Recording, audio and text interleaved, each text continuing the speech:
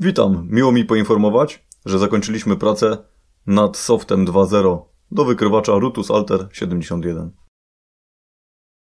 Soft 2.0 daje nam nowe dodatkowe możliwości. Podczas strojenia do gruntu detektor metali informuje nas o jakości strojenia do gruntu, o tym, czy grunt jest optymalny do pracy detektora. Mamy dodatkowo w programach 4 programy użytkownika. Mamy do wyboru skalę, jako dodatkową skalę ID od -90 do +90. W trybie dynamicznym mamy możliwość włączenia głośności żelaza przy przedmiotów zdyskryminowanych oraz mamy możliwość włączenia funkcji wzmocnienia ID, co daje nam możliwość podczas poszukiwań, aby ID na ekranie wyświetlało się przy każdym możliwym sygnale audio.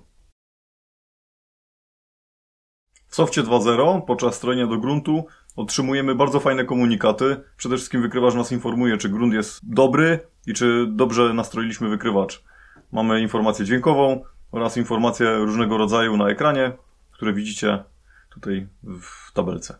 Jeżeli grunt jest najbardziej optymalny i właśnie dostroimy do niego wykrywacz, otrzymamy taki komunikat.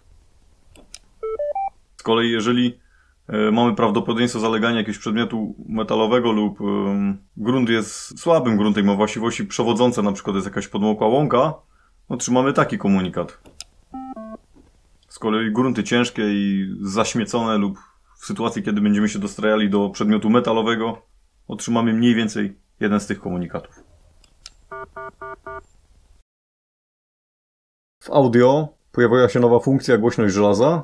Jest to funkcja umożliwiająca nam włączenie dźwięku dla przedmiotów zdyskryminowanych. Działa tylko i wyłącznie w trybie pracy dynamicznym. I tonem 131 Hz mamy sygnalizowane przedmioty, wszystkie te, które mamy odrzucone przez dyskryminację.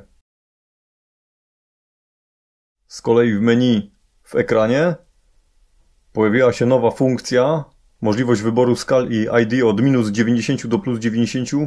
Jest to w sumie najciekawsza zmiana całego softu 2.0. Na ekranie głównym podczas pracy mamy wskaźnik czułości. Widzimy, ile czułości mamy w danym momencie ustawionej. Pojawiła się jeszcze jedna funkcja.